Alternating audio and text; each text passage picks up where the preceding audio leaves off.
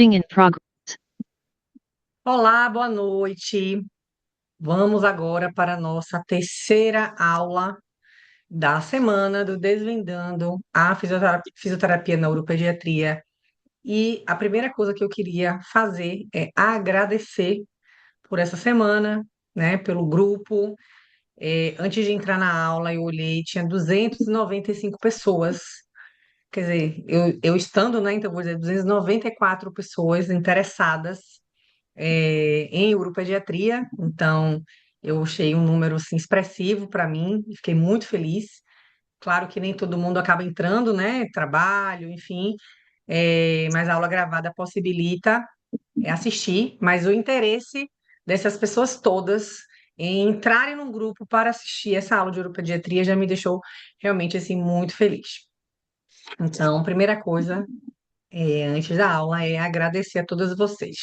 Para quem está chegando hoje, né, não acompanhou essa semana, quem caiu aqui de paraquedas, eu sou Maria Luísa Veiga, podem me chamar de Malu.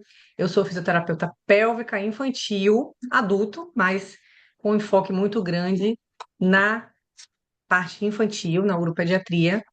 E o objetivo dessa semana foi desvendar, foi desbloquear vocês que pensam em aumentar o público de atendimento, não sabe como, pensa em entender uropediatria, mas tem algum receio, ou que, claro, muita gente já atende, mas quer aprofundar, quer fazer, trocar experiências, né? Muita coisa eu vi no grupo, essa troca aí de experiências. Então, o objetivo muito foi tirar alguns bloqueios que possam existir, né, quando a gente pensa nessa área, quando a gente pensa em trabalhar com criança, e eu espero que isso tenha acontecido, tá? Então, nessa série de aula, nessas aulas, tenha aliviado um pouco o coração quando pensa assim, ai, Deus me livre atender criança. Eu falo, não, eu acho que é possível atender criança. E um breve resumo para quem não assistiu. Existe uma integração dos temas, dos assuntos, então seria importante realmente assistir a aula um, aula 2, para a gente vir para a aula 3. E o que que a gente aprendeu essa semana? Então, na aula um,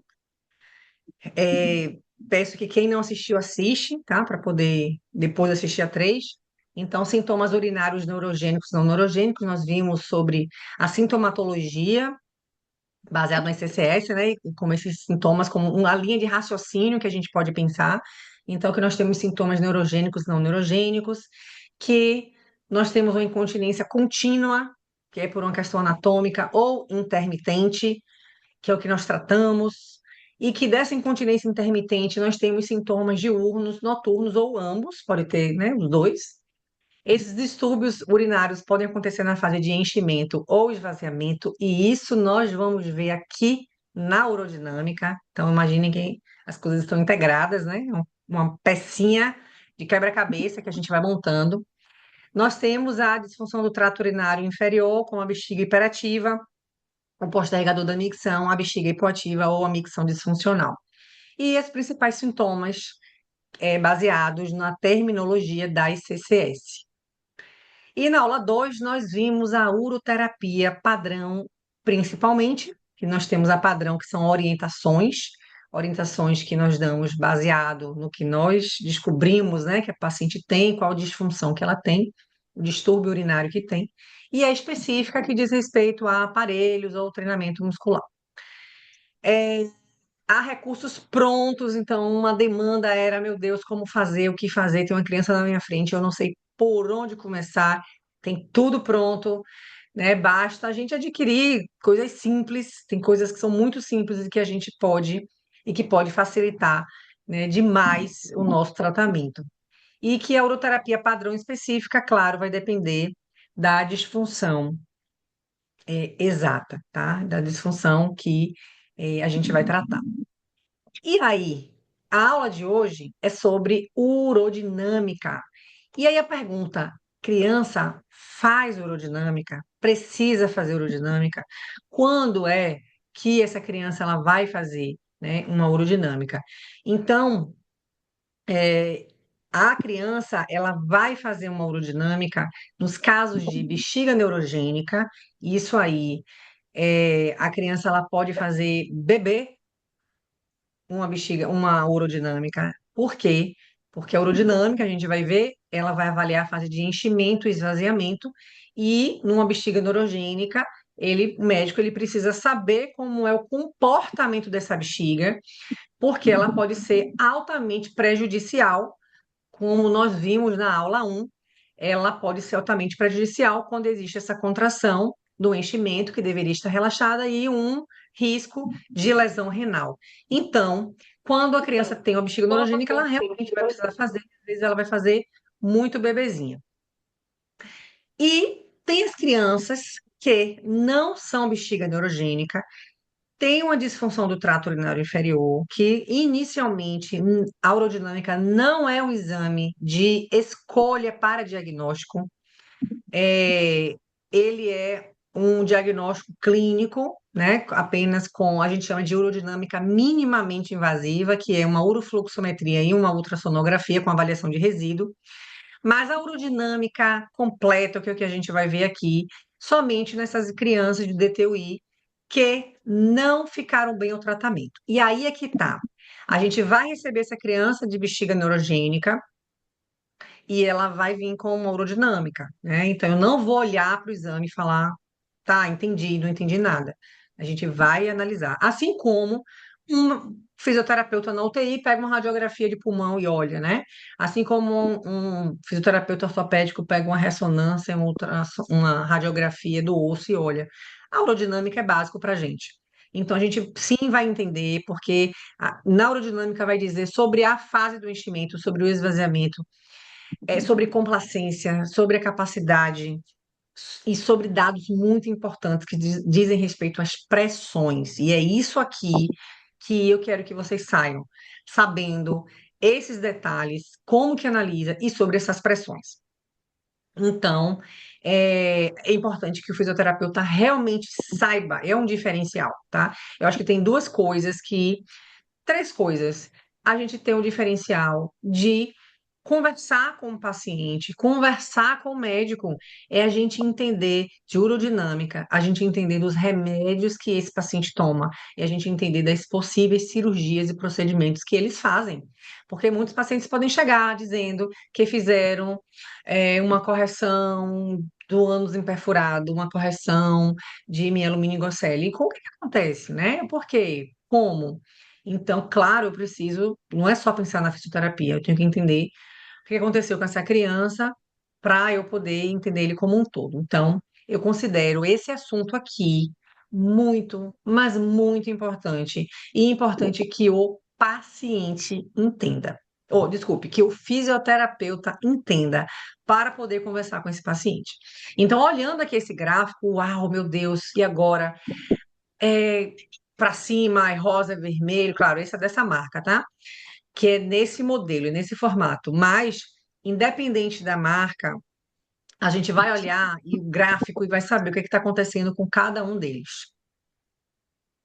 Então, olha só o que é esse CCS. Ela preconiza numa avaliação. Deixa eu colocar aqui meu cursor primeiro.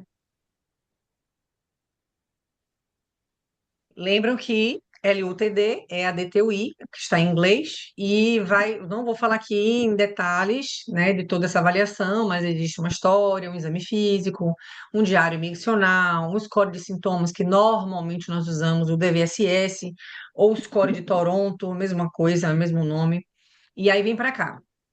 Essa criança, ela vai fazer, a recomendação é que ela faça uma urofluxometria com eletromiografia. Urofluxometria é a primeira parte da urodinâmica. Então, a criança, geralmente, para o diagnóstico, ela vai fazer a urofluxometria, que é simples, com avaliação de eletromiografia, e a ultrassonografia com avaliação de resíduo, para ver quanto é que essa criança tem de resíduo. Pronto, esse aí vai ser o suficiente para o diagnóstico. Porém, excepcionalmente, em alguns casos, e eu já falei sobre isso, principalmente aquela criança que ela não melhorou, ela vai precisar fazer uma urodinâmica. Então, vou contar um caso, um menino que eu atendi no CEDIME, e ele veio com um quadro clássico de bexiga hiperativa. Urgência, polaciúria, incontinência urinária de urgência, e nós tratamos ele como uma bexiga hiperativa é, clássica. E ele não melhorou, né? E a gente vê que na bexiga hiperativa, quando a gente faz uroterapia, eletroestimulação, a criança melhora. Ela pode até não melhorar 100%, mas ela melhora. E aí, vamos fazer mais exames, né? E aí foram fazer outros exames. Fez um exame que deu um diagnóstico que não é urodinâmica. Fez uma cistoretrografia miccional, que é um exame muito interessante também, com radiografia, com contraste, que o fisioterapeuta também deve conhecer, e deu que ele tinha uma válvula de uretra posterior. E essa válvula de uretra é uma membrana que tem na uretra dos meninos, na uretra prostática, e obstrui. Então ele tinha uma obstrução, e por conta dessa obstrução, a bexiga começou a ficar hiperativa, né? Então é chamada de bexiga de válvula, ou bexiga de esforço. Então ela acaba fazendo muito esforço para vencer aquela resistência, mas demorou 7 anos para descobrir isso, coisa que se descobre na barriga da mãe, na vida intrauterina. E aí ele foi evoluindo com uma bexiga de esforço, né? E uma bexiga sofrida porque ele trabalhava muito e é por isso que ele tinha aqueles sintomas. E aí ele teve que fazer depois uma urodinâmica para ver como é que estava aquele comportamento vesical, enfim. E claro, a gente recebeu essa criança com uma urodinâmica e a gente vai olhar, vai entender o comportamento aí dessa bexiga. Então, por isso que eu acho esse assunto extremamente importante. E vamos lá, já começar no exame, já começar o assunto. Desliga a luz. Então, Alexa, desliga a luz. por favor, desliga o Perdão, áudio de professora. vocês. Eu não vou fechar o áudio de vocês para deixar vocês à vontade para fazer perguntas, tá? Então hoje eu não vou bloquear o áudio, mas por favor, todo mundo deixa o áudio fechado. Então, mas quando vocês quiserem interromper, podem interromper a aula, tudo bem? Podem falar Malu e fazer a pergunta. Então, o que é que, olha o nome, é um estudo, então vai ser uma avaliação urodinâmica. Então, diz respeito à dinâmica da urina, dinâmica da micção. E para a gente urinar, a gente tem que encher primeiro. Então, é um exame que vai avaliar o enchimento e o esvaziamento da bexiga. Então, ele vai ver essa fase fisiológica e vai ver o patológico, a gente vai conseguir identificar o que é fisiológico e patológico da bexiga e uretra, tá? Então, trato urinário inferior, bexiga e uretra.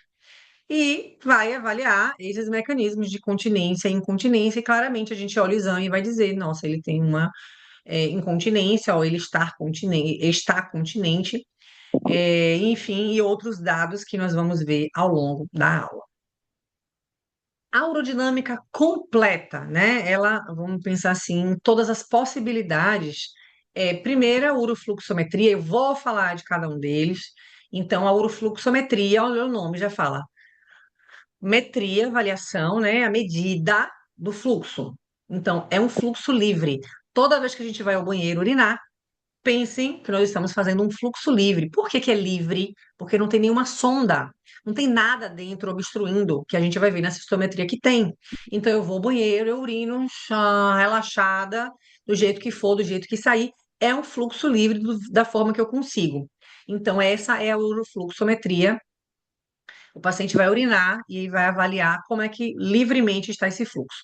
Depois que ele urina, então eu vou pensar que essa bexiga pode estar vazia, né, teoricamente, e vai começar agora o enchimento, porque eu acabei de urinar, né? Eu acabei de urinar e vou começar a encher.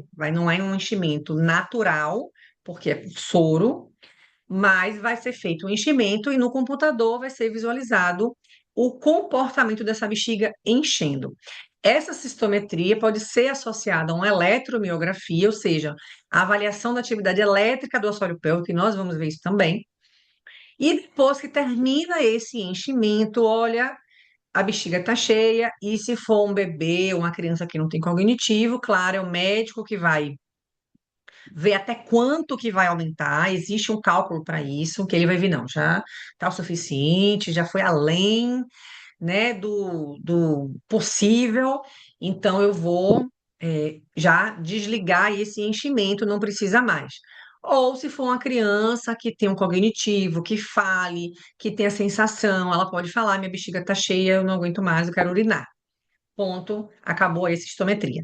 E aí vem a outra fase, que é o estudo miccional, isso aqui estou falando de forma bem geral, o estudo miccional, que é ou fluxo-pressão, a gente pode encontrar os dois nomes, tá? Então tem assim, estudo miccional é o estudo da micção. E fluxo-pressão, por quê? Porque lembra que a gente fez um fluxo primeiro, aqui, a gente urinou, mas aí encheu. Então eu preciso urinar esse soro que foi enchido. E quando ela vai eliminar esse soro, já não é mais um fluxo livre. O fluxo livre foi lá no começo. Agora é um fluxo pressão. Por quê? Porque está avaliando as pressões da bexiga. E aí é que está a magia dessas pressões, é a magia da urodinâmica diz respeito a essas pressões, é porque com essas pressões é que a gente vai entender tudo do que o paciente tem. A vida urodinâmica é quando é associada a urodinâmica com o exame de imagem, e eu vou mostrar também lá no final da aula. Então, essa é uma cadeira de urodinâmica que o paciente vai urinar aí nessa cadeira. Claro, se for uma criança que fique sentada, porque se for um bebê, uma criança neurogênica que não tem controle, né, uma criança que não tem cognitivo, vai fazer tudo deitado. Então, só vai fazer deitado. Então, nem todo mundo vai usar a cadeira, tá? Agora, essa cadeira, ela também funciona como a cadeira do fluxo, né? A avaliação do fluxo. Então, eu vou começar agora com a primeira fase, que é a urofluxometria. A urofluxometria, o paciente, ele vai beber água até ele ficar com a vontade de urinar, uma vontade confortável. Então, doutor, ó, minha bexiga tá cheia. Imaginem vocês com o desejo normal de urinar. Pronto, é o meu momento, eu quero fazer xixi. E aí o paciente vai sentar na cadeira, se for uma menina, ou vai fazer o xixi em pé, se for um menino. E a urina, ela vai cair aqui nesse fluxômetro e essa queda, né, essa velocidade dessa queda dessa urina vai transformar num gráfico. E nesse gráfico vai ser avaliado o fluxo médio, o fluxo máximo, o tempo de fluxo e o volume, tá? Então, a gente vai ver a relação, o volume e o tempo. Porque o que é o fluxo? Fluxo é a relação de volume e tempo. Então, pensem, eu tenho um saco de água, certo? Um saco com litros de água.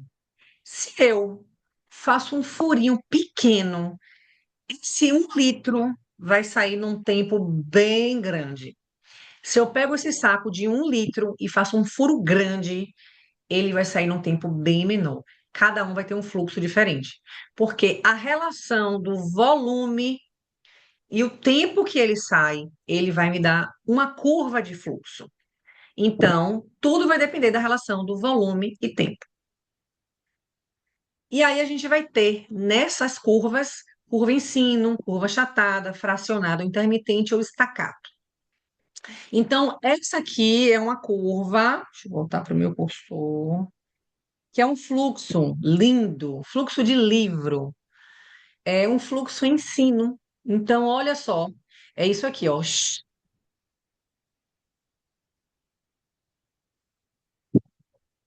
Então, observem que eu tenho aqui é um tempo e aqui é o volume. Então, esse azul aqui, o aparelho, ele marca o volume. Então, ele já deu aqui, ó, 230. Ele já deu aqui, ó, entre 200 e 250, ele deu aqui o volume de 230. E o tempo, o médico também, ele vai botar essas barrinhas e ele vai dar o tempo que foi de 20 segundos. Então, ele levou 20 segundos para urinar 230 ml. Se fossem 40 segundos, seria já uma curva diferente. Se fossem 500 ml, já seria uma curva diferente. É só para vocês entenderem essa relação de volume e tempo. E aí, vou tirar daqui para eu me ver. O que aqui vai ser importante para analisar essa urofluxometria? Então, em relação ao volume urinado, existe um cálculo que é muito, mas muito importante, que a gente tudo vai comparar na criança. Então, quando, por exemplo, a gente faz diário miccional, a gente tira uma média do volume urinado e a gente compara com esse cálculo. Quando a gente faz aqui uma urofluxometria e a criança urina, a gente pega esse volume que ele urinou e compara com esse cálculo, que é idade mais 1 vezes 30. Então, imagina que uma criança de 5 anos, 5 mais 1, 6 vezes 30, 180. Então, eu imagino que uma criança de 5 anos, a média do que ela vai urinar é 180 ml. E esse cálculo vai mais ou menos até 12 anos, porque depois vai dar 390, 420, né, que já é de adulto. Então, acima de 12 anos já é um valor de um adulto que é acima de 400 ml. Então, a gente sempre vai calcular idade mais 1 vezes 30, porque eu não posso esperar que uma criança de 3 anos urine igual uma criança de 8, né? E uma criança de 5 urine igual uma criança de 9. Então, idade mais 1 vezes 30, e a gente vai comparar com o volume que ela urinou, se está aquém ou além. E o volume ideal para a urofluxometria é de 50% a 75% da capacidade vesical esperada, porque senão a gente não dá um gráfico confiável, né? Então, por exemplo, uma criança que tem uma bexiga hiperativa, que ela vai no banheiro toda hora e ela urina isso aqui, quando vai fazer um fluxo, dá para ver um fluxo, não dá para a gente confiar naquele fluxo, tá? Então, o ideal é que ela urine um volume de entre 50% e 75% da capacidade vesical esperada. O fluxo máximo, o que é o fluxo máximo? Esse ponto aqui, ó. Todas as curvas têm fluxo máximo, que é o ponto máximo. É o ponto máximo. Aí cai. Esse ponto máximo é abaixo de 6 anos, acima de 10 ml por segundo. Por que ml por segundo? Porque ml é volume e o tempo é em segundos. De 6 a 12 anos, de 15 a 25, e acima de 12 anos, similar a um adulto, é de 25 a 30 ml por segundo. O fluxo médio de 50% a 60%, e isso é o aparelho todo que dá, tá? Quando ele bota essas barrinhas, o aparelho que dá, é o cálculo que ele já faz. O tempo de micção, que é esse aqui, e o tempo para o fluxo máximo. Observem, essa barrinha verde está aqui para registrar o fluxo máximo, o ponto máximo. Mas concordam que existe um tempo para o fluxo no máximo, e normalmente esse tempo é 1/3 do tempo total. Porque escuta, é assim, ó. Então ele é mais rápido, correto, né? Ele é mais rápido naquele primeiro momento para chegar no fluxo máximo. Então, o tempo para o fluxo máximo, que é mais ou menos 1/3. Então, esse é um fluxo ensino, que nós já vimos, é um fluxo normal, tá? Essa curva de um fluxo ensino. Então, observe que tem tempo, tem volume, tem fluxo máximo, tem tempo do fluxo máximo e tem o tempo médio, o fluxo médio que eles calculam. Esse é um fluxo estacato. Olha só.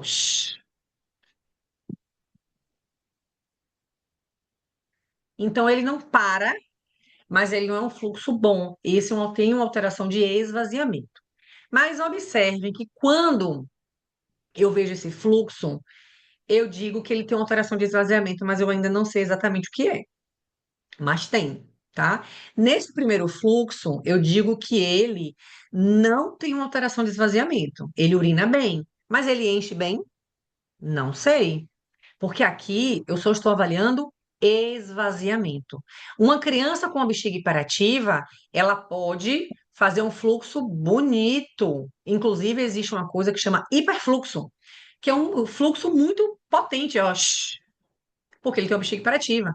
Mas o enchimento dele é bom? Não, tá? Então, ele tá me falando aqui sobre esvaziamento, porque é fluxo. Aqui já é um fluxo achatado, ó.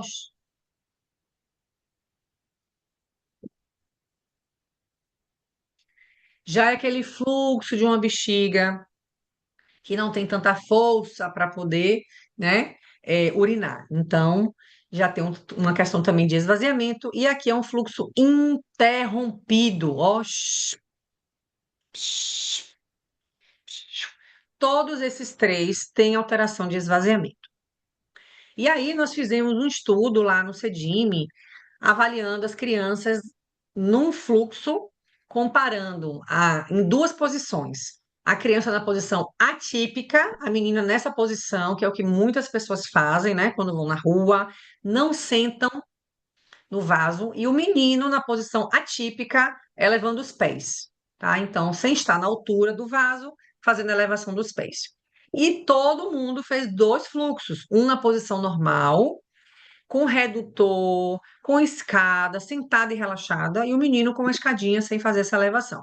E a gente comparou que existia uma atividade elétrica do assoalho pélvico quando era na posição atípica. Então, quem urinou desse jeito, teve mais atividade do assoalho pélvico. Porém, os fluxos, a comparação de fluxo, não houve diferença. Claro que ali foi pontual, a gente não sabe isso a longo prazo. Se eu fizer isso todos os dias, eu sentar errado todos os dias, eu tiver essa atividade de assoalho pélvico todos os dias, como vai ser o meu fluxo no futuro? Não foi um trabalho longitudinal. Então, isso é importante porque eu não posso deixar a minha criança urinar na posição atípica. Por quê? Porque eu já sei que tem atividade de assoalho pélvico e isso pode levar no futuro à alteração do fluxo. Esse aqui é um outro formato de gráfico, que aqui é o fluxo ensino e ele avalia a atividade elétrica do assoalho pélvico, tá? Atividade eletromiográfica. Então, aqui o assoalho pélvico e aqui o abdômen com relaxamento e aqui é um fluxo achatado, ó, demorado, né? Sem força, com, olha, ativação de abdômen. Por quê? Porque essa criança pode fazer força abdominal para poder urinar. Muito bem, já finalizada essa parte que é simples da urofluxometria, vamos agora evoluir, tá? Avançar na fase um pouco mais complexa. Isso aqui eu já falei no início da aula, que a urodinâmica completa mesmo, ela vai ser feita quando a criança for resistente ao tratamento, ou nos casos de uma bexiga neurogênica. Então, isso aí, a bexiga neurogênica é indiscutível, e nas crianças que fizeram um tratamento ou medicamentoso ou fisioterapêutico e ela não teve resposta ou uma resposta, né, ruim, nossa, vamos fazer urodinâmica para entender. O primeiro pensamento é fazer uma urodinâmica, né, para poder entender o que está acontecendo na função aí de enchimento e armazenamento, de esvaziamento. O que é que pode encontrar, né, de ruim, de possível viés aí nesse exame? Uma urina residual, porque vamos pensar que uma uretra pequena com duas sondas, vai passar duas sondas na uretra. Então, uma uretra pequena com duas sondas, uma hora para ela urinar com aquela uretra, com aquela sonda, pode ser que tenha uma urina residual. Contrações não inibidas em crianças normais, porque imagina, vou, vou botar uma bola aqui com medo de estourar igual a ontem, viu? Mas vamos lá. Foi o que eu disse. Meu Deus, tô com medo. Meu Deus. Ontem foi na terceira. Acho que ficou no sol. Gente do céu. O medo. Vamos lá. Imagina que a bexiga de uma criança é uma bexiga pequena, tá? Claro, proporcional a ela. Então, o enchimento vai ser mais rápido, né? Não vai ter tanto volume como o de um adulto. Então, eu estou enchendo numa velocidade, ela está, ó, esticando mais rapidamente e ela pode responder com uma contração, quando na vida real ela não teria. Por conta disso, existe uma certa flexibilidade no valor da contração do detrusor, que a gente vai considerar acima de 15 centímetros de água.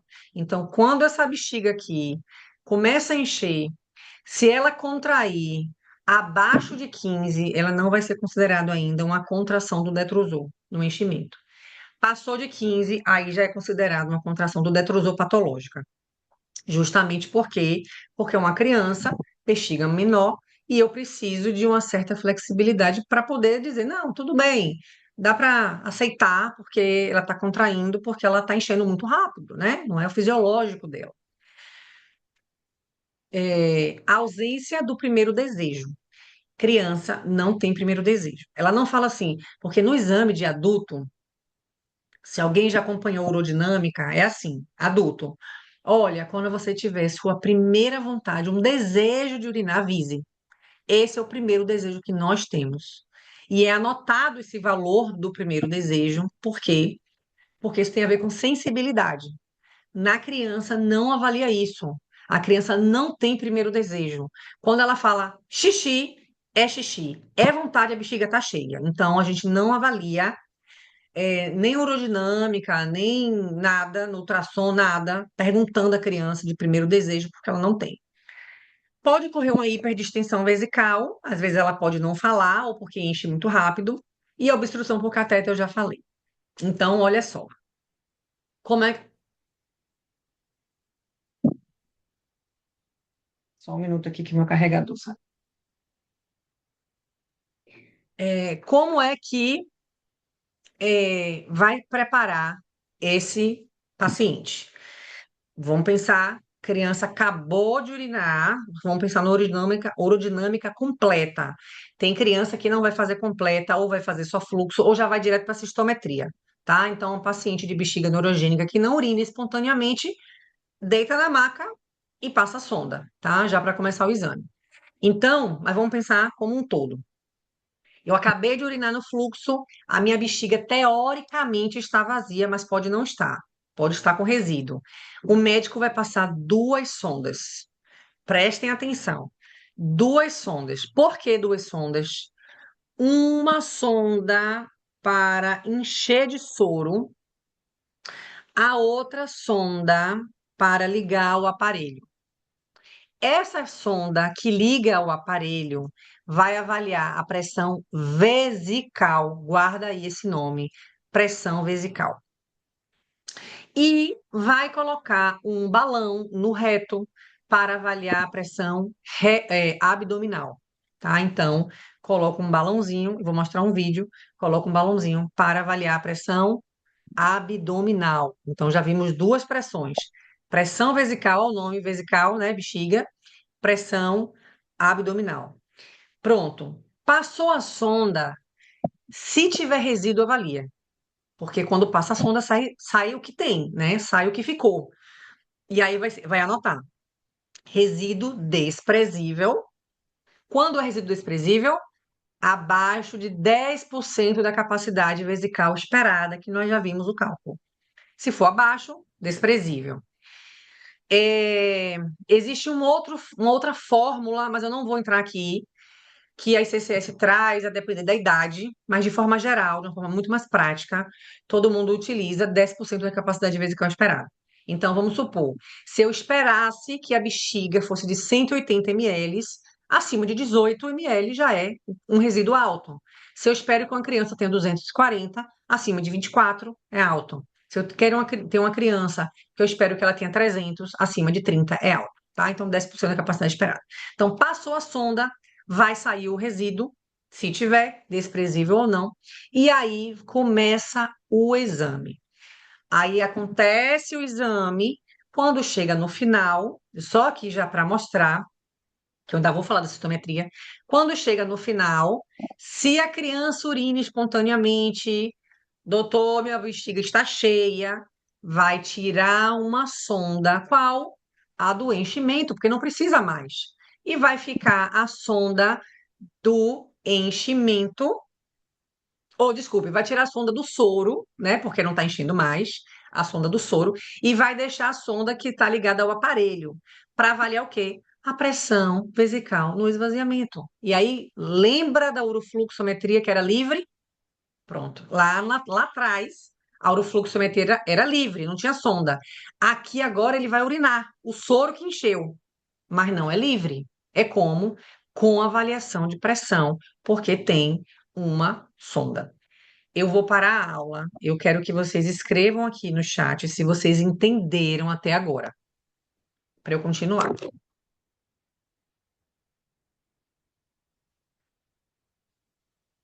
Diz aí. Entendeu, não entendeu? Dúvida, não tem dúvida? Até agora vocês entenderam? Ou abre o áudio e fala.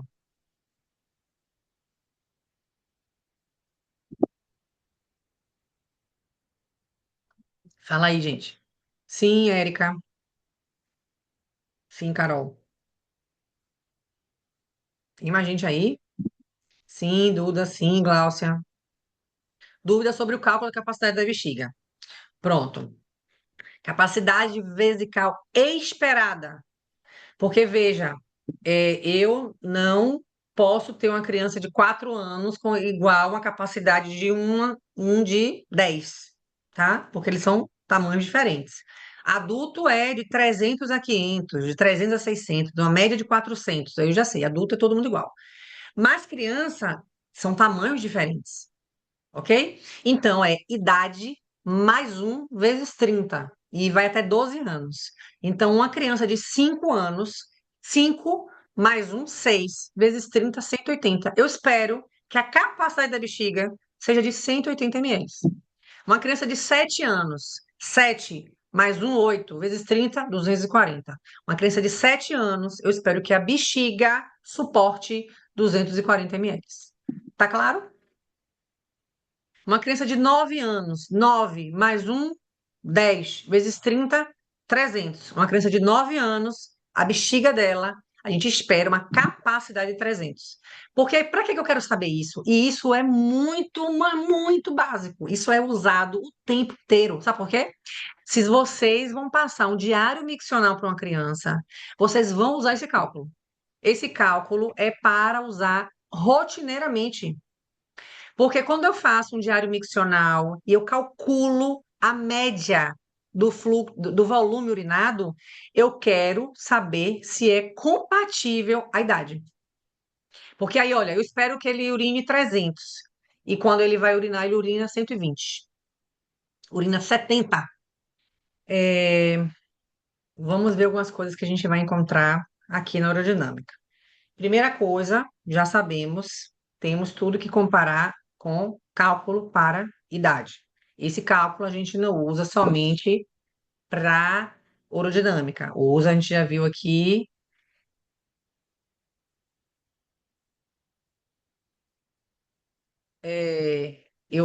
a gente vai ver aqui, fui ver a resposta ali.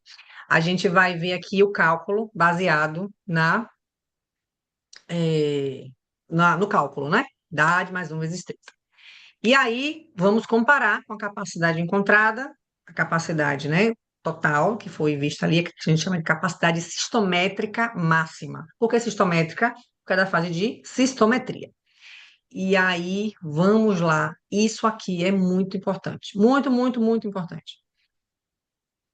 Contrações do detrusor no enchimento.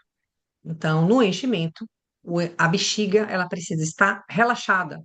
Por quê? Porque nós temos complacência. Complacência é a capacidade de aumentar o volume e não aumentar a pressão.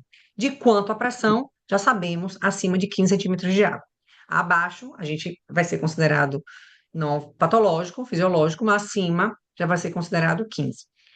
Quanto maior essa pressão, mais risco de lesão renal. Então, quanto maior a pressão, mais risco de lesão renal. E nós já vimos isso. Tô brincando com fogo com essas bolas, viu? A gente já viu isso, que quando essa bexiga ela está enchendo e ela contrai, a gente viu isso na primeira aula, o que acontece?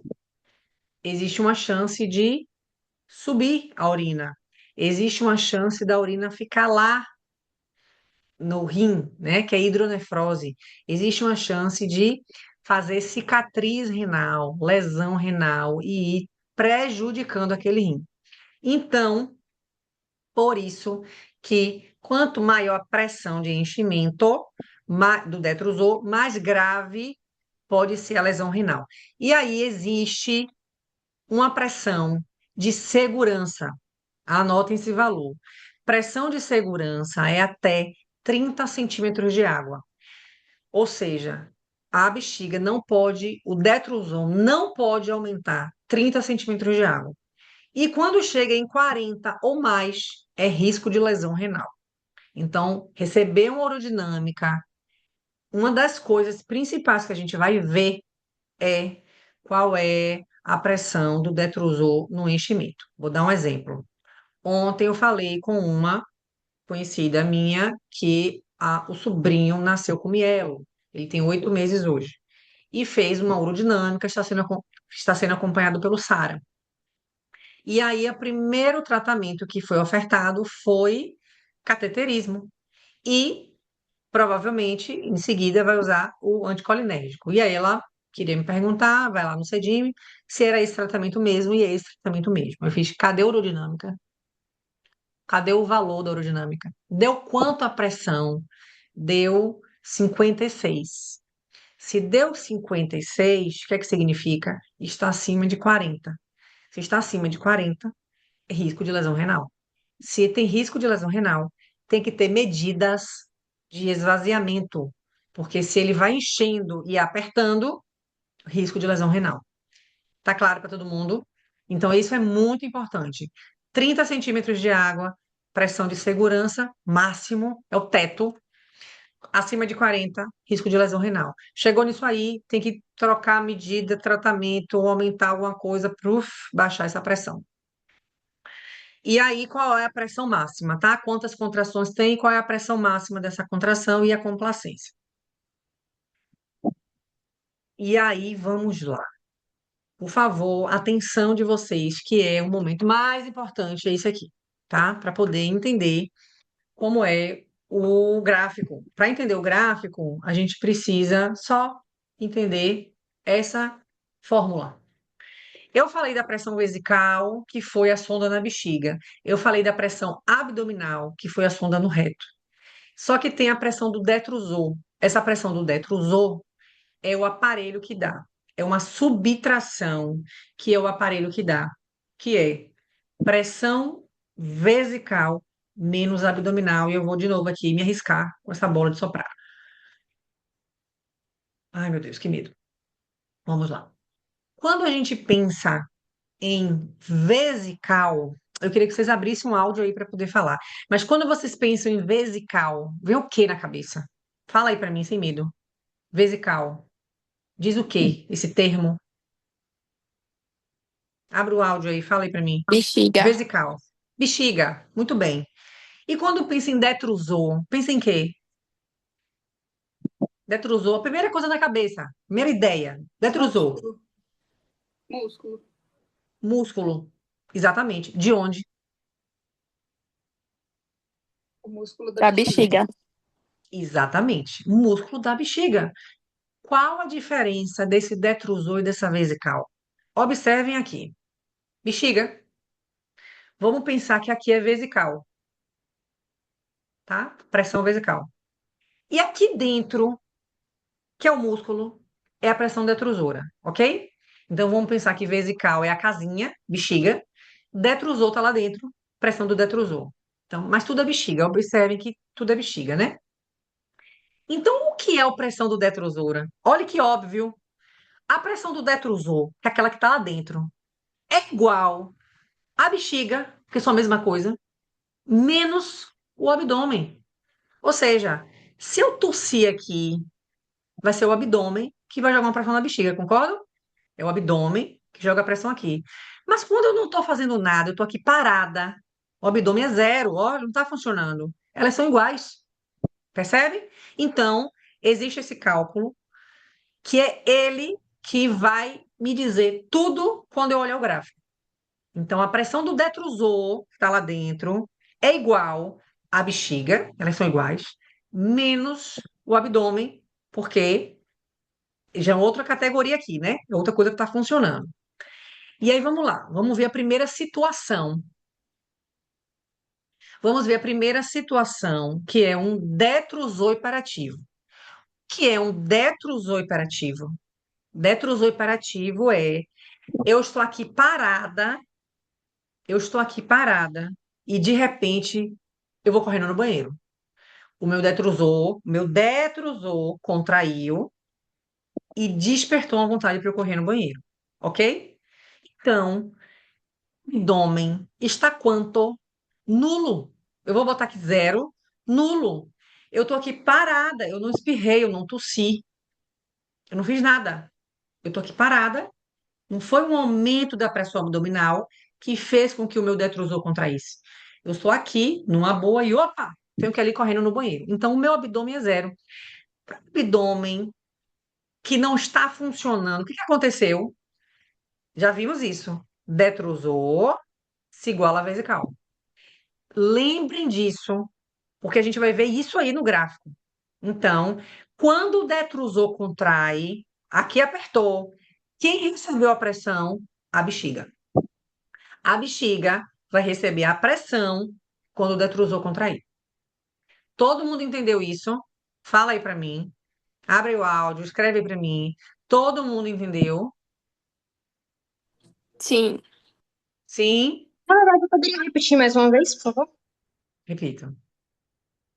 Sim, repito. Essa parte aqui é mais importante. É essa parte aqui que vai fazer vocês verem, olharem o gráfico e entender. Vou voltar. Então, vamos pensar que um detrusor hiperativo, aí a gente tem que ir lá, voltar para as nomenclaturas, tá? Antes de chegar na aerodinâmica, detrusor hiperativo é o detrusor, o músculo do detrusor, que deveria estar relaxado no enchimento, porque lembrem, temos complacência. O que é complacência? Aumentar o volume e não aumentar a pressão. Aumenta o volume, pode encher, encher, encher, e não aumenta a pressão.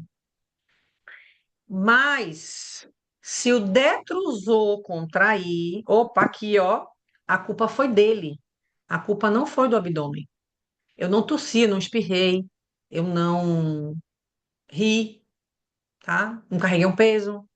Eu tô aqui parada. Pá, preciso correr para ir no banheiro.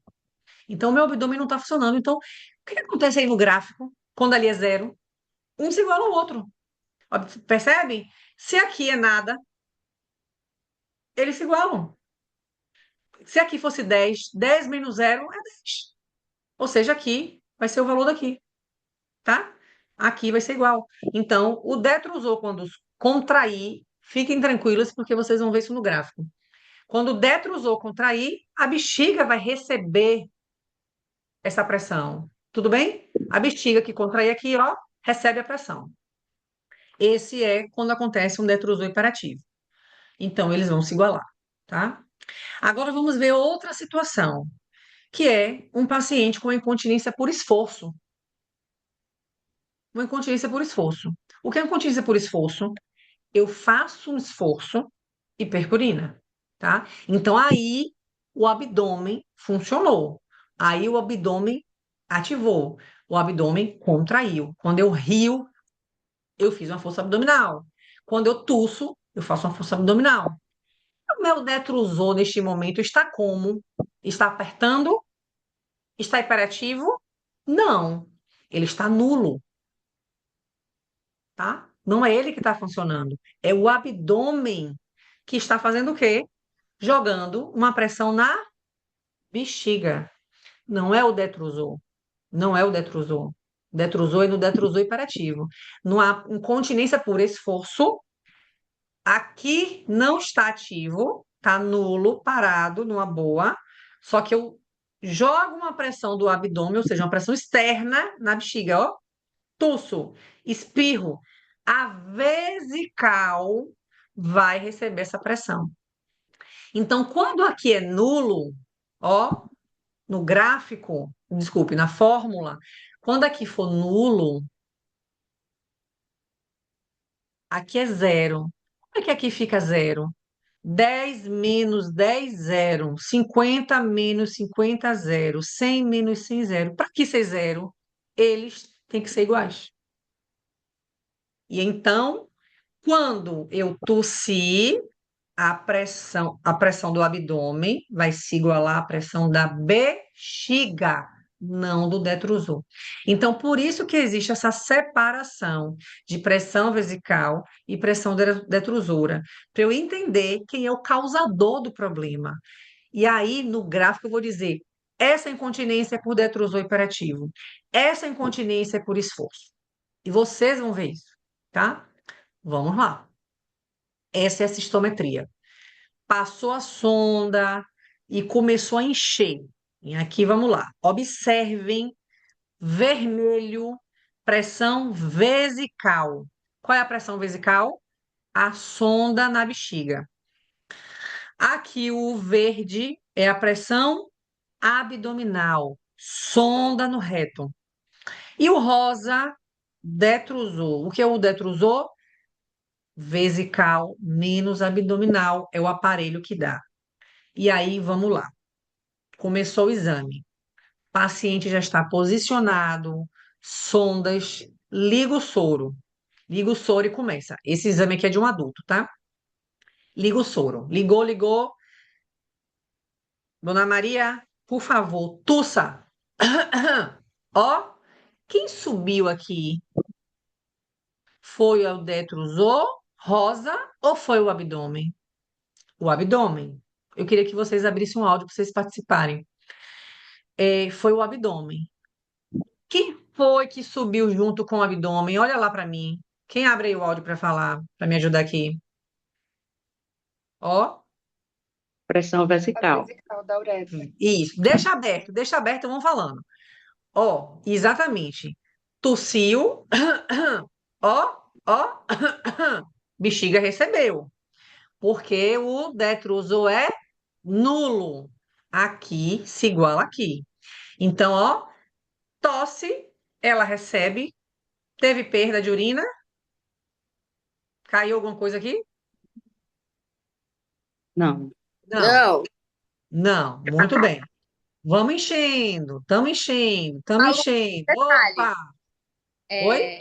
isso é o fisiológico, né? Isso que aconteceu agora é o normal. Subiu, teve uma tosse Normal. abdominal, vesical, ok. Ok, tem que acontecer isso. Vocês entendem por que que tem que acontecer isso? Hã? Porque quando eu tuço, eu jogo uma pressão na bexiga. Porque quando a gente volta para cá, ó, o detrusor, que é nulo, ó, o detrusor nulo. O que é que acontece? Opa, se igualam. Tudo bem? Detrusor aqui tá nulo. Então, quando eu tuço, eu jogo a pressão na bexiga. Então, Certo. certíssimo. Perdeu urina aqui? Não. Beleza. É porque o médico ele vai mandar o paciente tossir. Para quê? Para avaliar se tem perda, tá? De novo, tosse. Ó, subiu junto. Aqui, normalmente, o exame começa com uma tosse para aferir o aparelho para ver se está pegando bem. Mas aqui já foi aqui, ó. 100 ml de soro, tosse. Perdeu urina? Não. De novo, ó para cá, ó. Subiu aqui, subiu aqui, subiu aqui, subiu aqui, subiu aqui, subiu aqui. Igual. E o detrusor está como? Fala aí para mim, no enchimento. Tá Ó, normal. Tá sem entrar. normal. Sem entrar, sem ativar. Por quê? Complacência. Aumentando o volume e não está aumentando a pressão do detrusor. Perfeito. Normal. Aí aqui a cistometria. Essa parte aqui é cistometria, tá? Quando chegou aqui, ó, tá vendo esse C? Doutor, não aguento mais, minha bexiga está cheia. Ele vai desligar o soro, tirar a sonda do enchimento, porque não precisa, e vai dizer: agora pode urinar. Tudo bem, gente? Então, aqui é cistometria, aqui já é estudo miccional, aqui já é fluxo-pressão, já é um fluxo com avaliação de pressão, porque lembram lá na fluxometria no começo? Era um fluxo livre, aqui não é livre. Aqui está com a avaliação de pressões. Doutor, quero urinar. Tirou o soro, pode urinar. O que é que aconteceu agora aqui? Quem foi que subiu agora? O Detrusor. detrusor. Está correto esse detrusor aumentar aqui neste momento de esvaziamento? Sim. Sim, Sim. Eu Sim, acho porque que está não, acho que urinando. deveria relaxar. Não, Ah, por quê? É micção. Lembra?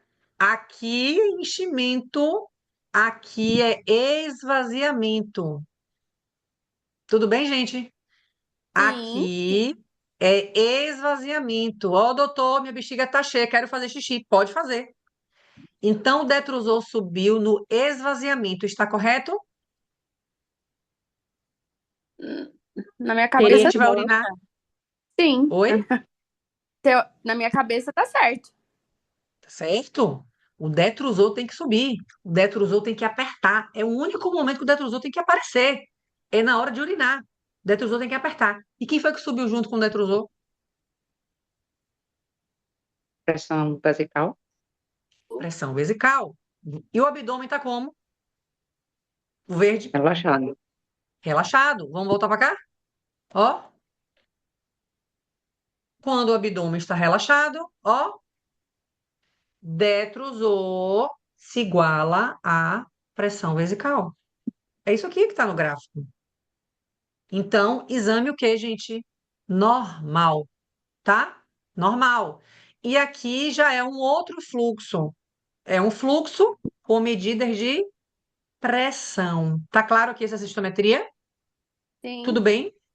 Show de bola. Vamos para a próxima. Agora, o que aconteceu aqui? O que aconteceu aqui? Deixa o áudio aberto. Vai falando. Quem subiu? Abdômen. Detrusor. Oi, não Detrusor. ouvi. Abdômen. Aqui, Sim, abdômen. abdômen. Abdômen. Quem subiu junto?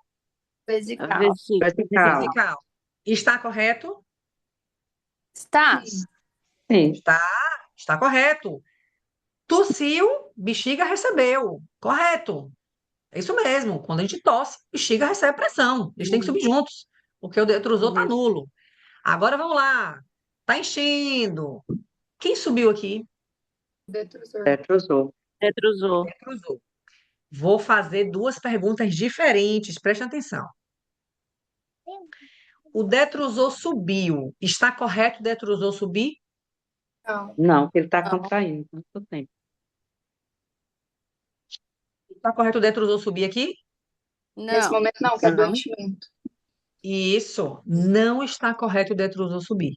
Porque está no enchimento. É para ele ficar nulo. Beleza? Tá errado. Então, ela teve uma contração do detrusor do enchimento. Detrusor hiperativo, sem dúvida aqui. Beleza? E detrusor alto. Olha para cá, gente. Olha o valor. Onde chegou aqui? Estão vendo? 100. Altíssimo. Quanto maior pressão, maior risco de lesão renal. Percebe que o detrusor subiu e a vesical subiu junto? Sim. Sim. Sim. Detrusor subiu, a vesical recebe. Está errado o detrusor subir. Mas a vesical subir junto, está certo ou está errado?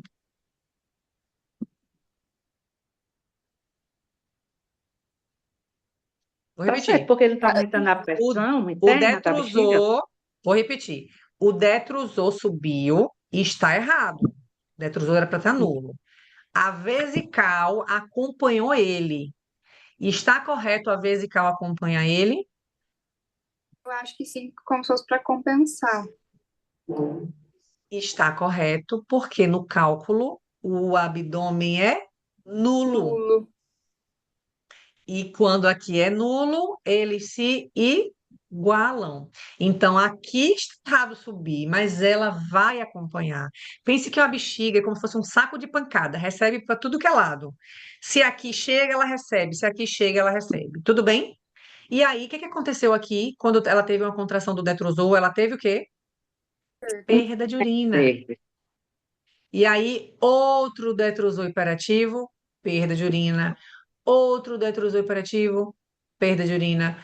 Outro detrusor hiperativo, perda de urina. E aí, chega aqui. Isso aqui é o quê? Esvaziamento. Muito bem. Esvaziamento. Esse daqui é diferente desse. Esse daqui é diferente desse. Por quê? Aqui eu estou enchendo, então aqui foi perda. Aqui eu estou urinando, então aqui é micção. Tá claro? Sim ou não? Sim. Sim. Uhum. Sim?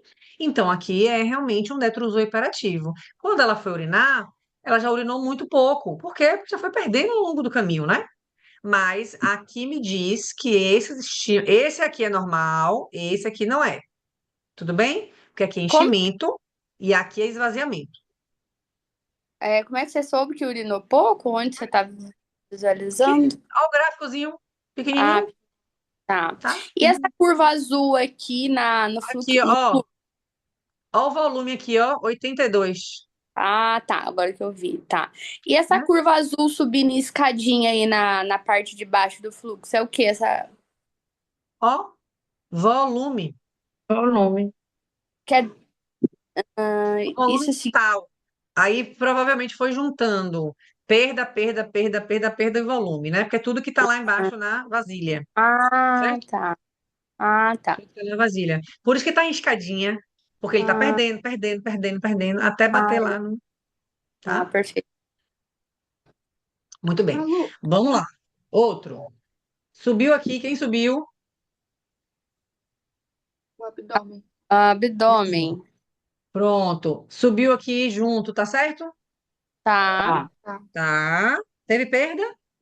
Não. Não. Não. Então vamos lá, caminhando, caminhando. Detrusou, como é que tá? Tá parado na dele. Tá parado, na dele, exatamente. Quem subiu aqui Abdômen. Abdômen.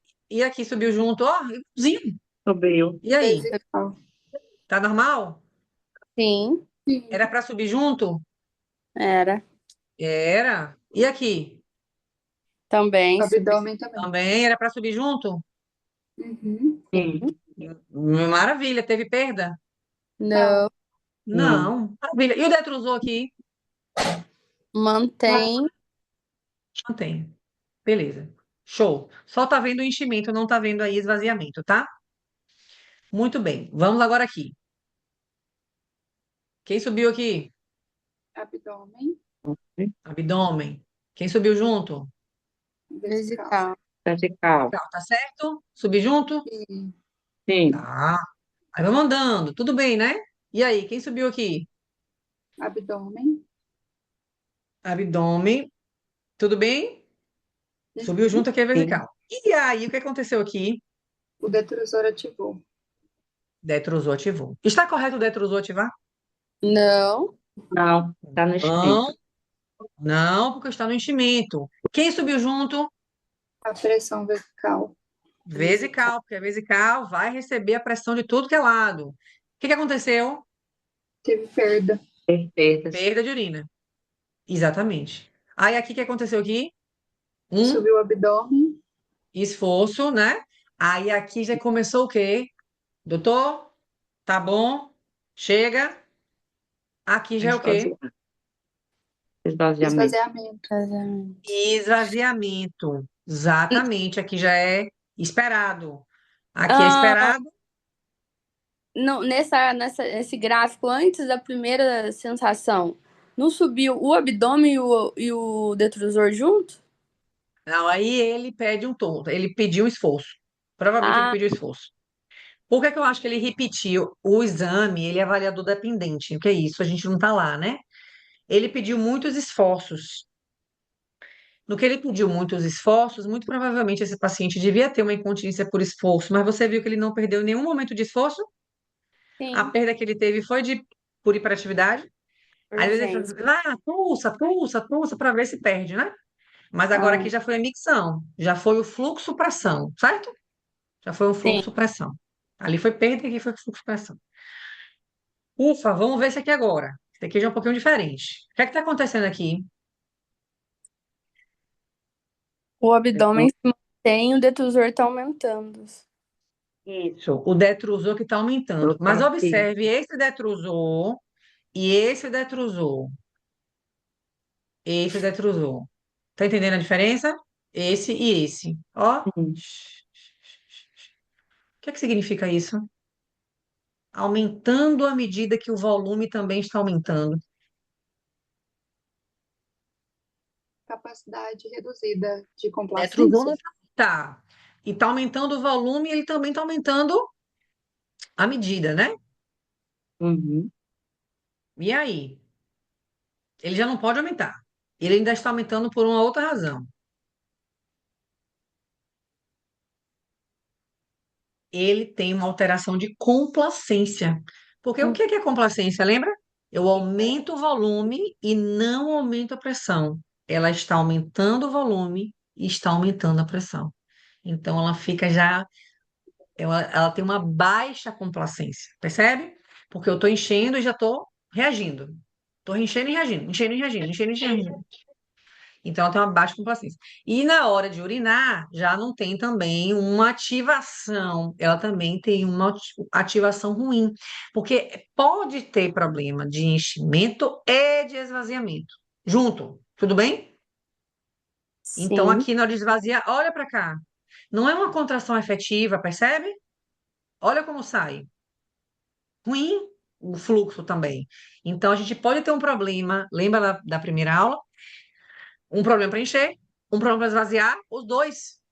O paciente pode ter os dois, para encher e para esvaziar. Ou um ou outro, ou os dois, tá? Então, o paciente que tem problema para encher e para esvaziar. Vamos ver esse aqui. Não, esse aqui a gente já viu. Acho que esse aqui eu já vi, já mostrei.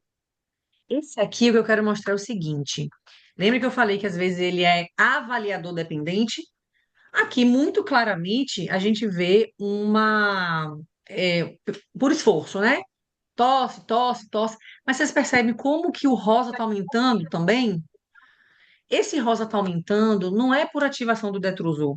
Esse rosa está aumentando porque o aparelho ele não está muito bom, ele não está bem aferido. Então, dá interferência, a gente chama de artefatos. São imagens que não são tão limpas, porque a gente vê diferente quando é uma contração do detrusor. Percebe? Ela é clara. A gente percebe mais claramente quando é uma tosse. E aqui tá uma mistura muito borrada. Mas ele vai dar o laudo, né? A gente vai ver o laudo, mas é importante a gente ver o gráfico. Mas às vezes a gente fica meio assim. Para mim tá claro que isso aí é um abdômen, mas ó, tá metade rosa, metade verde, sabe? Estão vendo? Mas isso aí Sim. é de esforço, tá? É porque às vezes vem gráficos que não são tão nítidos. Muito bem. E aí, quando a gente vai para esse estudo miccional, o que é o estudo miccional? Essa fase de esvaziamento, a gente pode ver um estudo normal, né? Então, o detrusor que contrai, então ele tem que contrair, né? Um valor assim acima de 40, essa contração com a urina, né? Um fluxo bom, mas a gente pode ter algumas situações. Lembra lá no começo aqueles fluxos ruins? Fluxo estacato, fluxo achatado. Aí a gente vai começar a entender melhor esse esvaziamento ruim. Vamos lá. Se por acaso o detrusor está contraindo pouco, ó, aqui ele está com baixa contração, ele tem um fluxo ruim, certo? E o detrusor está contraindo pouco, e tem um detrusor hipocontrátil, hipoativo. Tudo bem? Tá claro isso aí? Tudo bem, gente? Então, se ali, na hora do esvaziamento, o detrusor contrai pouco, ele tem um detrusor hipocontrátil. Por isso que aquele exame lá na urofluxometria estava ruim. Porém, se ele tem um gráfico bonito, lindo, aquele fluxo. Ou, desculpe, se ele tem um fluxo ruim, mas a bexiga está apertando muito, que eu estou falando de alteração de esvaziamento, né? Então, ele tem um fluxo ruim, mas está a bexiga, ó, apertando muito, e mesmo assim o fluxo está ruim, tem uma obstrução. Faz sentido? Vamos lá. Lá vai eu. Bexiga tá, ó, aqui tá saindo ruim, tudo bem? Fluxo ruim. Se Sim, aqui tá aham. apertando pouco, se aqui tá apertando pouco, hipoativa, hipocontrátil, ok? Baixa a contração do detrusor. Mas, se aqui está saindo ruim e aqui está apertando, apertando, apertando muito, o que é que significa? Tem algo aqui no meio do caminho que não está deixando essa urina passar. Porque aqui ele está apertando muito. Vocês lembram da bexiga, da válvula de uretra posterior? O menino que tinha uma obstrução e a bexiga ficou uma bexiga de esforço, a bexiga apertava, apertava, apertava, apertava, apertava para vencer a resistência. Então, Se esse fluxo está ruim e ele está com um detrusor muito alto, provavelmente ela tem alguma obstrução. E aí tem que fazer o quê? Identificar que obstrução é essa. Pode ser uma obstrução funcional, que é o assoalho pélvico que não relaxa, aí é com a gente. Pode ser uma obstrução mecânica, uma válvula de uretra, não é com a gente, tá? Tem que fazer uma cirurgia para poder, né, tirar essa membrana. Então, isso aí vai dar um norte aí pra gente. Lembram que a cistometria pode ser com eletromiografia. Ali no vídeo, o médico colocava um adesivo no assoalho pélvico. Então, é a cistometria junto com eletromiografia. Olha o assoalho pélvico aqui. Tossiu, teve uma resposta. Ó, tossiu, tossiu, tossiu. Resposta, resposta, resposta, resposta. Tá? Tossiu. Tem uma resposta do assoalho pélvico. Então, isso aí é eletromiografia. E na hora da micção, por que qual a importância dessa eletromiografia? Na hora da micção é mostrar um silêncio eletromiográfico, é mostrar um relaxamento, né, dessa musculatura na hora da micção. Então, é isso que é importante, né? No caso de uma bexiga neurogênica, saber se ela tem uma dissinergia. No caso de uma bexiga não neurogênica, saber se ela tem uma incoordenação. Que é isso aqui. Ó, nesse momento aqui, se ele relaxa, tá? Se ela contrai ou não. Vamos analisar aqui esse gráfico para aproveitar. Olha cá, tossiu, tossiu, não foi? Nada, tudo bem. Foi, tossiu, 100. Foi, 200, 300. Ó, teve uma contração do detrusor, percebem? Ó, tudo bem aqui? Percebem aqui a contração do detrusor? Olha como a Sim. vesical também subiu. Aí aqui, ó, tá cheia. Tá cheia, quero urinar. Urinou, não urinou? Relaxamento aqui de eletromiografia. Cadê a sonda aqui, rosa? O gráfico rosa e o gráfico vermelho. O que que aconteceu? Que tá sem Expulsou a gráfico rosa e sonda? vermelho. Hã? Expulsou a sonda? Não entendi. Expulsou a sonda? Expulsou a sonda. Exatamente. Matou a charada. Expulsou a sonda. Então, na hora de urinar, pode urinar. Psh, saiu a sonda. Saiu a sonda, o que que acontece? Não mede. Não conseguiu medir, tá? A pressão do detrusor no esvaziamento. Muito bem. E pode ser também uma videourodinâmica. Videourodinâmica já é um pouco mais elaborada, não é todo o centro que faz, que é uma imagem, um exame de imagem. Então, observa aqui, ó, fazendo já uma cistoretrografia miccional, colocou um contraste, tira as radiografias, junto com a urodinâmica. E aí vai olhar um gráfico e o outro, né? Então, olha, neste momento aqui que o detrusor contraiu, teve um refluxo. Olha que interessante, né? Então, na hora que a bexiga apertou, tô vendo ali em tempo real as duas coisas. Olha o detrusor subindo, opa, detrusor subiu, ó, urina, um contraste, né? Subindo também. Então, é um exame, assim, bem legal, bem elaborado, mas a gente não vê, né, com frequência, assim, na prática, né? Na prática, ó, em todos os centros. Na prática, vem, em todos os centros, tá? Não é tão fácil. Finalizando já aqui, o que é que a gente viu nessa aula, resumidamente. Agora já podem fechar o áudio, tá? Agora já dá para fechar o áudio. O que é que então a gente viu aqui nessa aula? Que a urodinâmica vai fazer a avaliação do enchimento e do esvaziamento, né, da bexiga, realizado nas bexigas neurogênicas, isso aí sempre, ou não neurogênicas, quando não há resolução dos sintomas, tá? Então, não melhorou, pode fazer. É dividida em urofluxometria, cistometria e estudo miccional, básico, tá? E dois dados importantes aqui, pressão de segurança, pressão de risco. Tudo bem? Pressão de segurança, 30, pressão de risco, acima de 40. Isso aí pode dar risco de problema renal. Bom, nessas três aulas, né, nessas três aulas da semana, meu objetivo, que era o objetivo aqui do Desvendando a Fisioterapia na Uropediatria, era de fato descomplicar. Vou pedir para quem tiver com o áudio aberto, fechar, por favor? Tá dando aqui, tô me escutando. Descomplicar mesmo. Então, nós vimos algumas questões aqui mais problemáticas em relação ao tratamento. Então, não tenho experiência com criança, não vai dar certo. E nós vimos o caso de Fernanda, que não tinha experiência, só com orientação ela conseguiu tratar. Então, fisioterapia é muito difícil, na uropediatria é muito difícil. A gente viu que na uropediatria a gente usa muito mais os conhecimentos da pélvica do que da pede, né? Então, a gente tem um know-how, né, todo do conhecimento da parte urinária, fecal. Não sei como começar, pois os recursos são caros. A gente viu ontem, na aula passada, que a gente tem recursos que são baratos. Então, por exemplo, eu não tenho biofeedback, eu posso ensinar a micção com uma seringa, mostrando como é que, fazendo treino de relaxamento e depois pegar uma seringa e mostrar. Ô, gente, por favor, desliga o áudio. Olha, observa que está com o áudio aberto para desligar.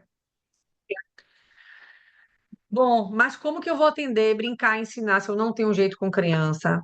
Lembra que nós temos várias coisas que a gente pode comprar para poder usar já pronto, certo? Tudo já pronto, montado, a gente compra e brinca, tá tudo já aí para a gente usar. E não sei lidar com a mãe, e também já falei sobre isso, então eu identifiquei aqui esses cinco problemas que as pessoas eu acho que podem ter para não querer atender uma criança. E a mãe, muitas vezes, todo mundo acha, né? Nossa, o problema da família, e realmente muitas vezes será, mas tenho certeza que o que elas mais querem é o seu filho curado, tá? Então a gente vai ter muito mais uma parceira, uma auxiliar do que um caso problema, tá? E aí eu finalizo aqui essas 3 aulas com uma novidade. Para algumas já não é tão novidade, porque eu sei que para muitas pessoas, 3 dias de aula já não é não é o suficiente, então a gente tem muito mais coisas, né, que não deu para falar, para aprofundar.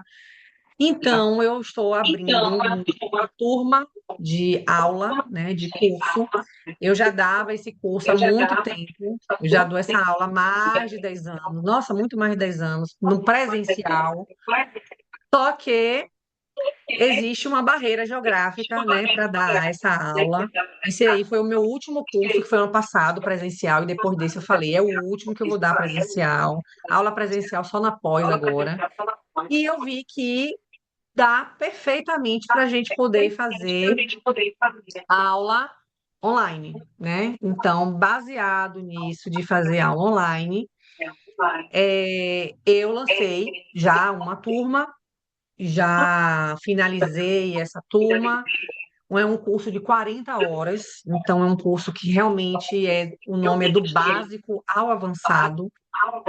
Quando eu digo básico, é do básico mesmo, neurofisiologia, anatomia, toda a nomenclatura, todos os detalhes que às vezes a gente atende criança, mas a gente não sabe, por exemplo, muita gente talvez não soubesse da capacidade, da idade mais ou menos de 30, que a gente precisa calcular.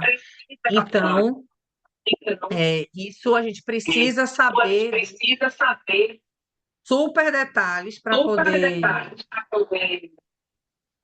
poder atender, né?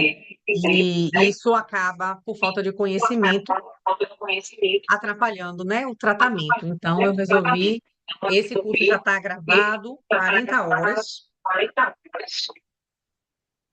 E o objetivo é ou iniciar ou aprofundar na fisioterapia pélvica infantil, mesmo que não tenha uma experiência prévia com criança. Então, mesmo quem nunca atendeu criança, poder atender, tá? Quem já atende, aprofundar, e quem não atende, poder iniciar. Então, aprender o raciocínio clínico, porque eu acho que quem está aqui no grupo, eu tenho falado muito sobre isso, a gente precisa raciocinar, o tratamento, na maioria das vezes, não é como um adulto, né? E o que eu tenho visto é que as pessoas atendem muito com treinamento, fortalecimento, e essa incontinência da criança não é desse jeito, é outro tratamento. A gente faz 1000 coisas e não tem nenhuma relação com a fisiopatologia, então a gente precisa raciocinar. E, claro, para eu raciocinar, eu preciso ter o conhecimento, né? Então, tanto urinário, fecal, neurogênico e não neurogênico. Então, é um curso online em 8 módulos, 4 encontros ao vivo, ele já está 100% gravado, mas eu farei 4 encontros ao vivo aos sábados pela manhã para debate, aprofundamento, discussão de caso clínico, aprofundamento, dúvida, enfim. E aí você pode assistir com tranquilidade no melhor momento, quando quiser, e os encontros, né, importantes, um momento de contato.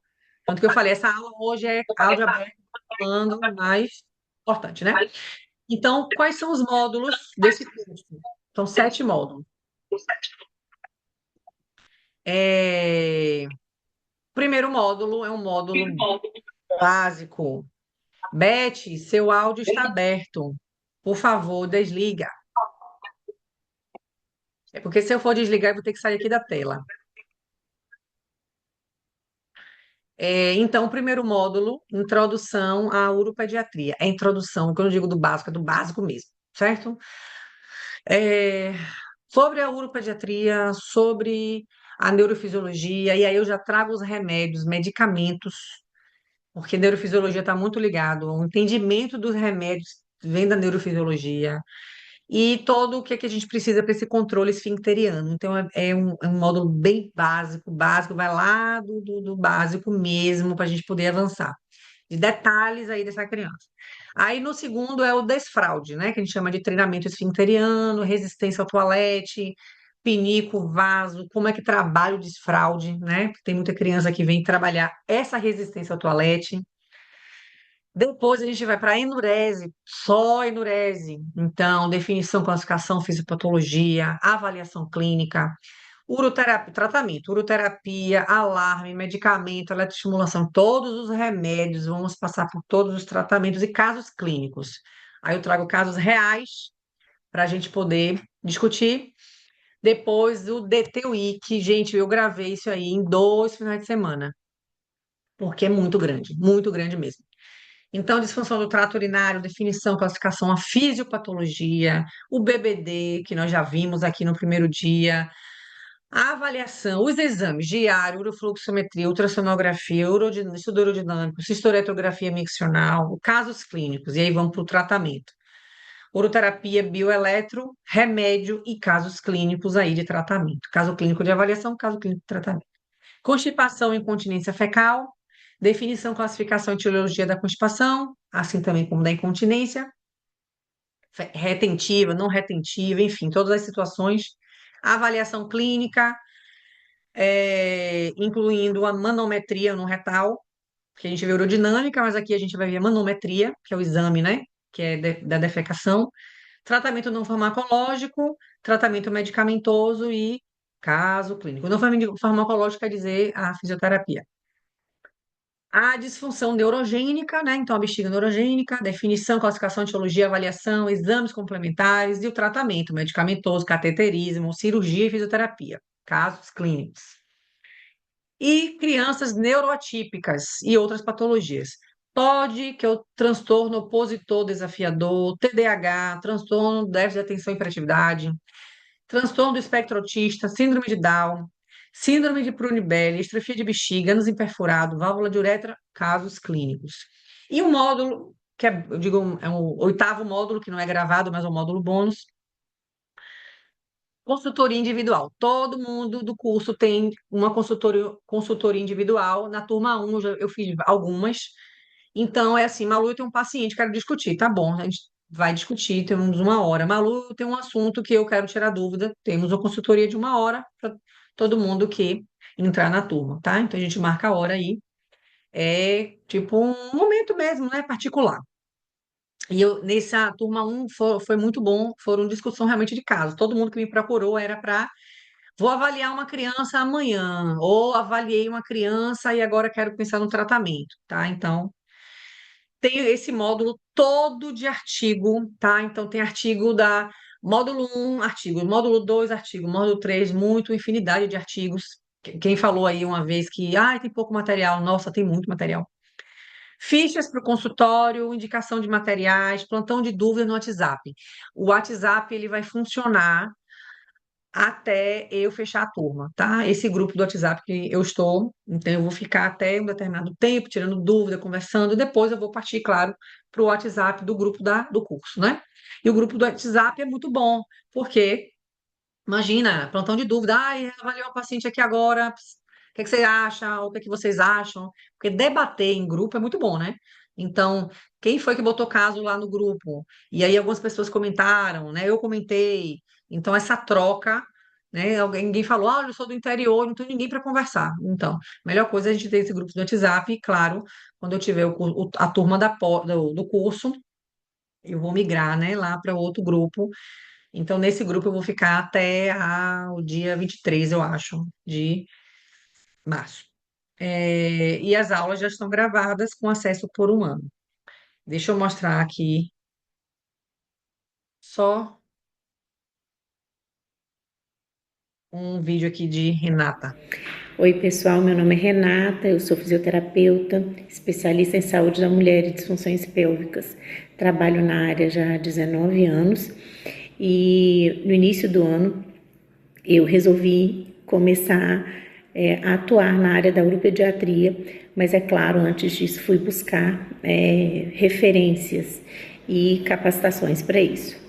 E aí eu encontrei a Maria Luísa Veiga, uma profissional de excelência, que ela estava montando o primeiro curso dela, né, de uropediatria, do básico ao avançado, e eu tive a sorte de fazer parte da primeira turma.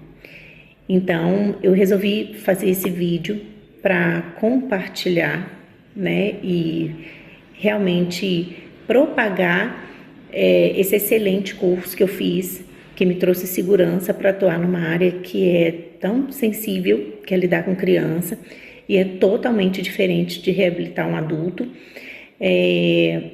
A Maria Luísa é uma profissional extremamente gabaritada, capacitada e de uma entrega incrível, que em nenhum momento a gente percebeu que ela tivesse segurando alguma informação, então extremamente generosa.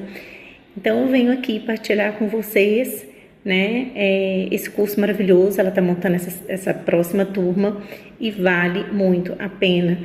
Quem tiver interessado, então, em se envolver, né, iniciar nessa área da uropediatria, eu recomendo o curso da Maria Luísa Veiga, que é uma excelente profissional. Obrigada, um abraço. Só não foi o primeiro curso, né, da vida, porque esse curso já era presencial há muito mais de 15 anos que eu já dou essa aula. Mas realmente online foi a primeira vez que eu fiz, tanto que eu acabei as gravações agora em fevereiro, né? Foi eh, a última vez, eu gravei com elas, então eu dava aula, como aqui, né? Dava aula ao vivo e gravei, mas gravei limpo, sem participação de ninguém, ninguém entrando, então tá super clean as aulas. E é importante, né, que assim como eu tive momentos de encontro, também tem momentos, né, na turma 2 que faz diferença aí. Esse contato, né, olho no olho, mesmo que seja à distância, para trocar, para conversar, para ouvir, enfim. Então, aqui são alguns depoimentos realmente dessa turma 1, né, o curso de uroterapia do básico ao avançado com a professora Malu é essencial para quem trabalha com criança que tem disfunções miccionais evacuatórias. Com abordagem prática, bem estruturada, a professora traz casos clínicos reais e apresenta maneiras inovadoras de utilizar os instrumentos de uroterapia para tratar essas condições. O conteúdo é vasto e completo, ajudando a entender profundamente as disfunções e oferecendo estratégias eficientes para melhorar o tratamento na clínica. Esse curso realmente transforma o atendimento e oferece ferramentas essenciais para quem busca resultados mais eficazes com seus pacientes. Então, só alguns depoimentos, né, dessa turma, claro, né, turma 1. Eles viram a construção da coisa e, enfim, deu muito certo. Eu tinha um pouco de resistência no começo de fazer um curso online, mas me surpreendi e até porque eu dava algumas aulas na pós, né, na pandemia, aula esse ano passado eu dei aula na pós também, que foi online, e falei, gente, realmente não faz sentido não ter, né, um online, já que no presencial, esse último que eu dei no presencial no ano passado, vieram duas pessoas de fora, uma de Maceió e a outra eu não me lembro, de Recife, não sei. Mas foi um sacrifício para elas chegarem. Poxa, passagem, hotel, não sei o quê. Eu fiz, então, acaba que essa barreira geográfica atrapalha muito, né? Então, é isso. Resolvi então fazer a segunda turma. As inscrições serão a partir do dia 17, segunda-feira, às 21 horas. Eu provavelmente na segunda-feira faço uma live, e aí, depois da live, eu vou abrir as inscrições. Vai ficar abertas as inscrições por uma semana, por este preço, que é o mesmo valor, da turma um. Então, na turma um foi esse valor de 997 até o dia 7 dias por esse valor, e depois desses 7 dias aí já não será mais esse valor de fato, tá? Não é da boca para fora. Então, eu vou ainda manter o preço da turma um, mas depois eu vou, né, o preço que será original. Então, esse valor realmente vai ser somente até o dia 23 de março, quando eu vou sair da turma, né, do grupo lá do WhatsApp, e vou manter o grupo do WhatsApp só na turma, né, na turma do curso. E para finalizar, agradecer mais uma vez aí, quem está aqui, quem está no grupo, quase 300 pessoas no grupo. Eu deixo essa imagem de uma criança que fez um desenho quando ela teve alta. Aí falou assim: essa sou eu. Ela falou para mim, tá? Eu anotei, escrevi aí, ela que falou. Essa sou eu, doutora Malu do Tubirajara, saindo do hospital porque fiquei curada. E eu amo essa foto, eu amo essa imagem. Essa imagem ficou pendurada no quadro do CEDIME por muito tempo. Ali ela escreveu em inglês, ela botou My Nurse, né? Tudo bem, eu entendi o que ela quis dizer. My Doctor, My Nurse. E tenho o maior, enfim, amor aí por essa foto, porque isso diz muito, né? Diz muito sobre o que a gente faz. É uma criança bem difícil de tratamento, muita infecção urinária, uma postergadora muito grande mesmo. Enfim, mas ela ficou bem, teve mais infecção. Então, essa imagem tem no meu coração, assim, enfim, um espaço, né? Bem especial. E aí é isso, queria finalizar dizendo a vocês muito obrigado por esse período, eu espero ter contribuído. Na segunda-feira, eu devo fazer uma live e aí a gente se vê por aí, tá? E é isso, boa noite e até o próximo encontro.